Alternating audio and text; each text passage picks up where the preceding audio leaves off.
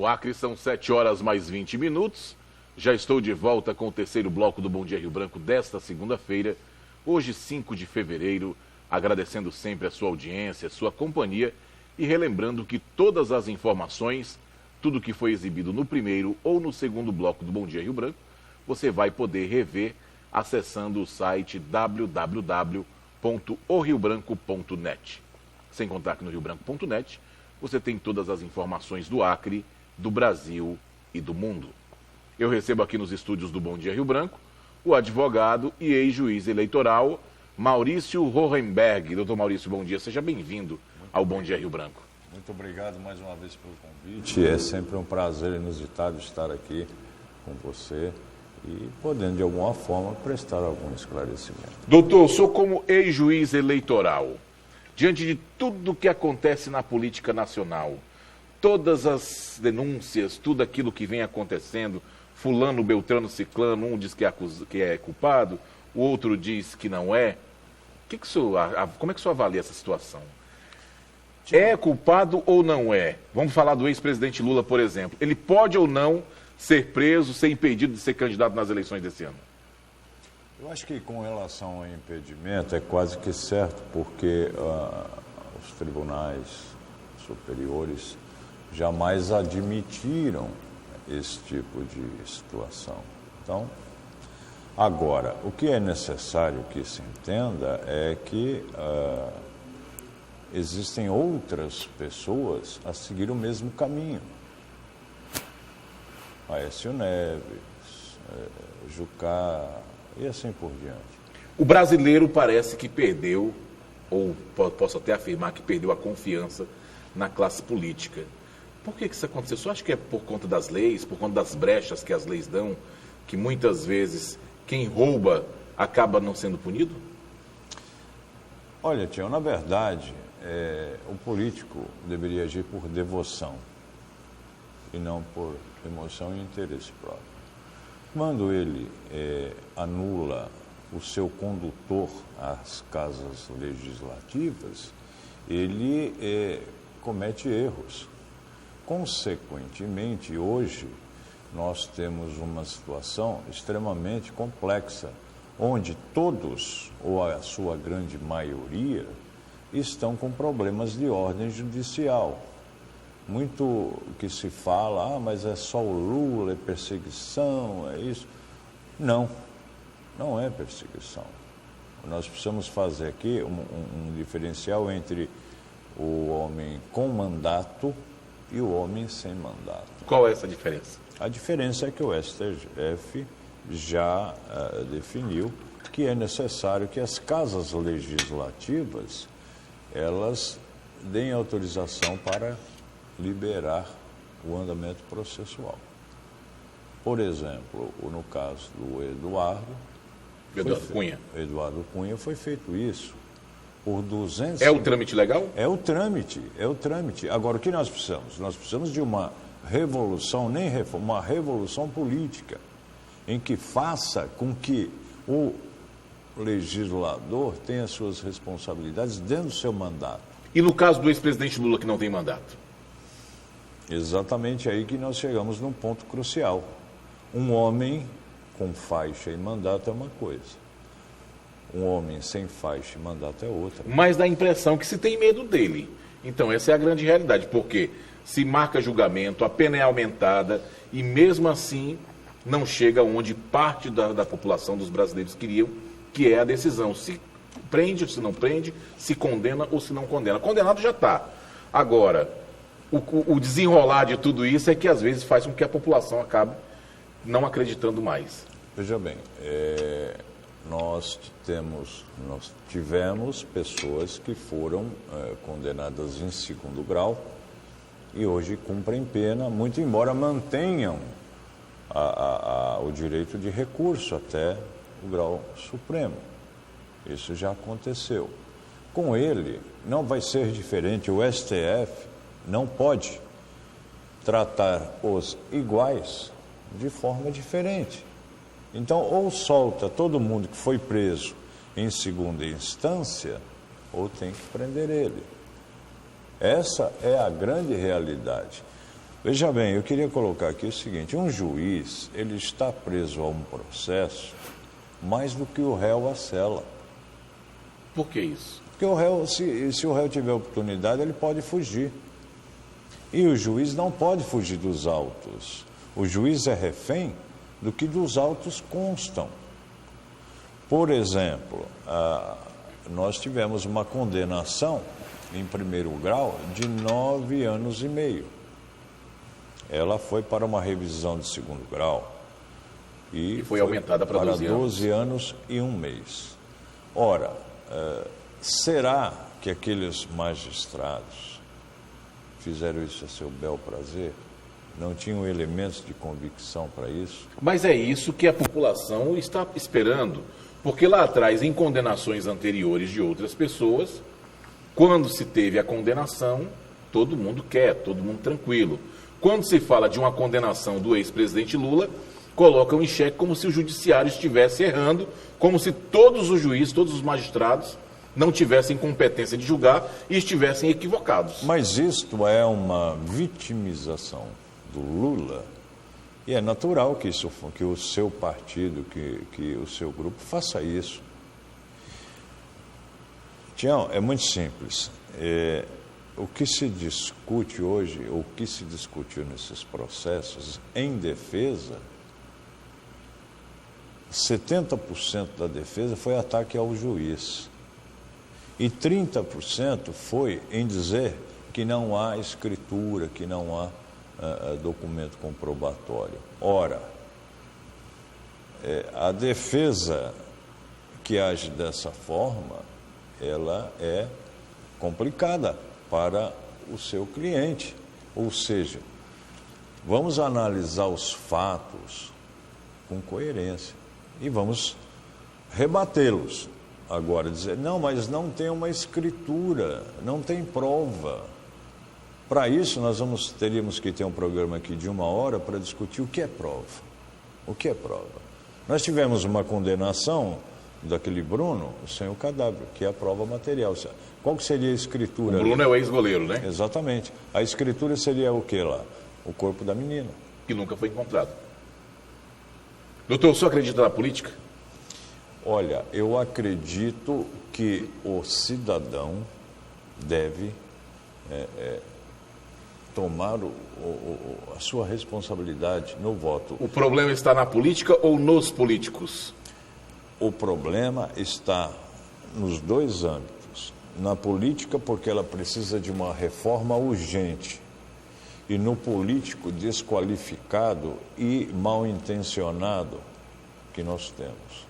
Isso é em âmbito de todas as casas legislativas. Você tem um Congresso com mais de 300 e poucos congressistas processados, é uma vergonha para nós lá fora. Você tem uma indicação de ministro do Trabalho, entendeu? Que responde a processos? Que responde a processos e tudo mais, é uma vergonha para nós. E nós precisamos de uma coisa fundamental, o recall. O recall faz com que o legislador cumpra aquilo que ele se determinou. Caso contrário, o próprio eleitor que lá conduziu ele tem condições de retirá-lo do mandato. Agora, com toda essa mudança que precisa na política, com toda essa renovação que precisa dos políticos, o senhor se propõe a ser candidato, o senhor é pré-candidato, no caso, a uma vaga nas eleições deste ano. O senhor acredita que pode mudar alguma coisa? Olha, eu vou ser sincero, eu inicialmente iria me apresentar como deputado federal. Porém, por questões pessoais e outras mais, eu devo estar me apresentando como pré-candidato a estadual. Questões pessoais ou é aquele problemão que está lá dentro do seu partido, o DEM, que o senhor está afiliado ao DEM? Não, e ali parece que a não... indefinição acontece constantemente. Quem mas... era candidato a vice já não é mais, depois volta a ser. Ou seja, parece que não está havendo um entendimento ali dentro do partido. Como é que o senhor avalia essa situação? O senhor pretende ficar no DEM ou pretende sair? Olha, eu não estou definitivamente no DEM. Isso daí eu gostaria de deixar bem claro. Aliás, o senhor não é filiado? Não, sou filiado, mas eu já comuniquei há muito tempo. Antes de acontecer tudo o que está acontecendo, eu alertei Tanto que numa reunião... Só alertou a quem? Alertei a diretoria do partido. Falei, olha, o Alan Henrique está para o partido como o Neymar está para o PSG. Só que tem um detalhe. Não se faz o jogo com um jogador só. Isso eu fiz assim. Tem que ser com o time completo. Exatamente. E eu pensava naquele momento que aquele recado seria ouvido. Fosse ouvido, mas não foi. Conclusão. Hoje... E por que o senhor já previa, já falava assim do deputado Alan Henrique?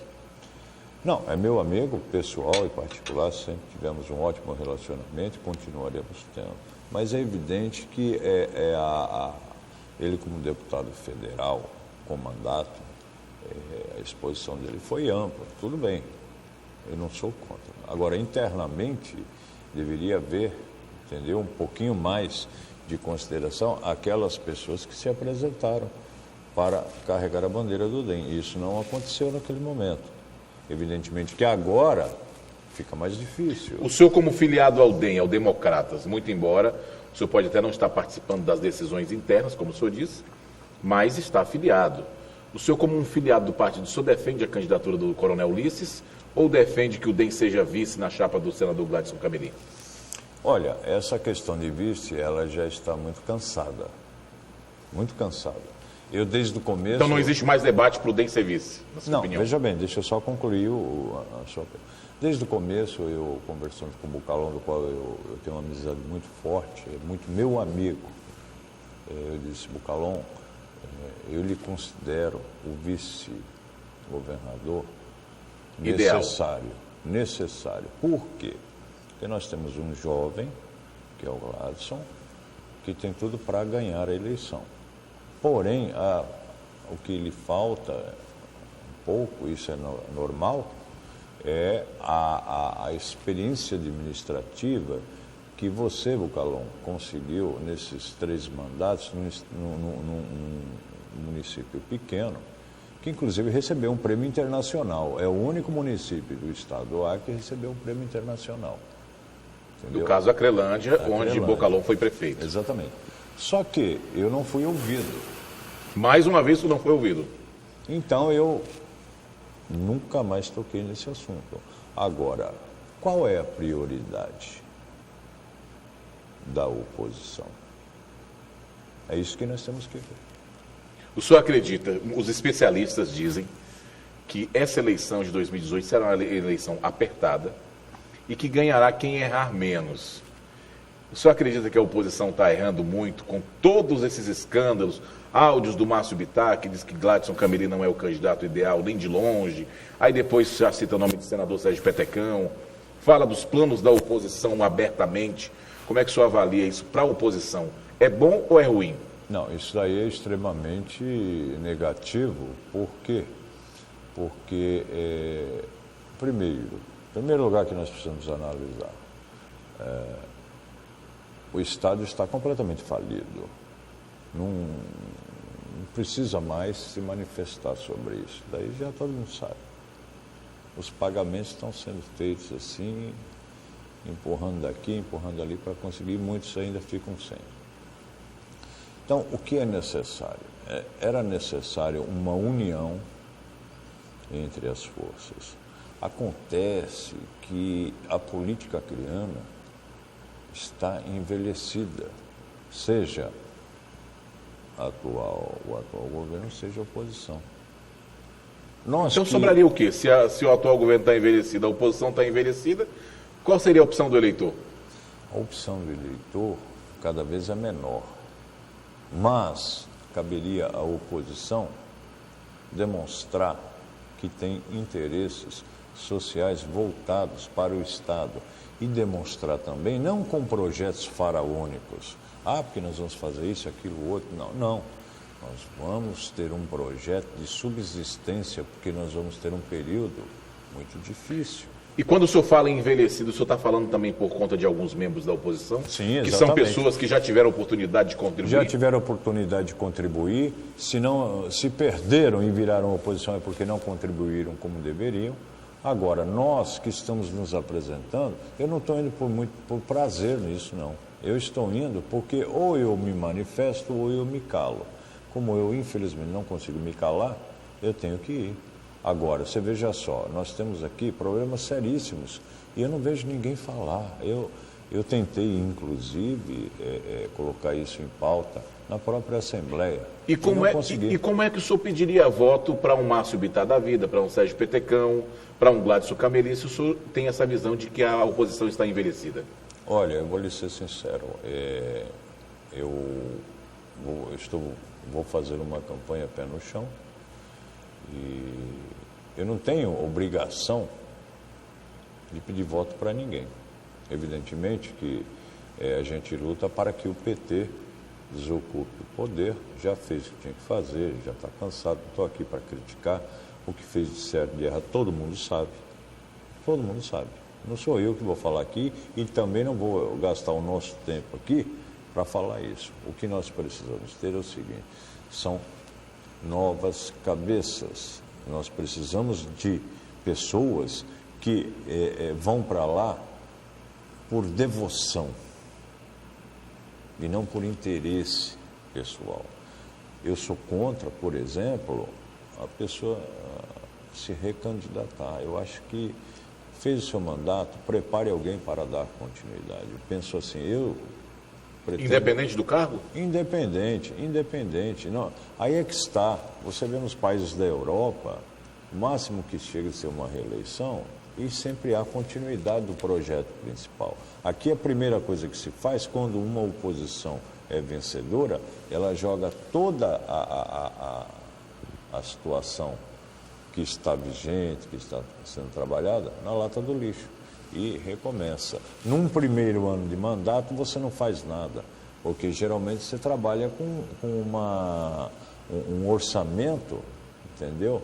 Extremamente apertado, mal intencionado, entende? Doutor, o nosso tempo está estourado. Tem algo que o senhor queira acrescentar, que o senhor queira colocar para os nossos telespectadores? Olha, eu queria fazer alguns agradecimentos. Primeiro, desejar o meu bom dia, uma boa semana a todos os nossos amigos, as pessoas que nos assistem. Queria mandar um forte abraço para o pessoal do Araújo, que me recepciona com muito carinho todas as noites quando lá estou. Quero mandar um abraço também para uma pessoa que me procurou e tem estado comigo lado a lado, o Radamés Assem. Agradecer a ele pela consideração e pela confiança. E ao Paiva também, que é uma liderança lá no Bujari, que também tem se demonstrado muito solidário. Além de o Marcos Mustafa e assim por diante. Eu não imaginava, confesso a você que eu não imaginava a amplitude do meu nome, mas tenho a certeza de uma coisa, nós precisamos unir esta oposição e precisamos ter um discurso. E quem não tiver o que falar, que se cale. Por quê? Os reflexos estão aí, para todo mundo ver. Mesmo envelhecido, é um discurso só. Exatamente. E que esse discurso seja no sentido de aproveitar esse envelhecimento e trazer jovens, pessoas que nunca tiveram vínculo com o mandato, entendeu? Para que realmente cumpram aquilo que cabe ao legislador, ao legislativo. O legislativo é um poder que não pode estar na mão do executivo. Eu não vou votar um processo porque eu sou situação a favor ou contra porque eu sou oposição. Eu votarei o processo de acordo com o interesse da sociedade. Este é o efetivo papel de um legislador. Caso contrário, não haveria necessidade de tudo isso.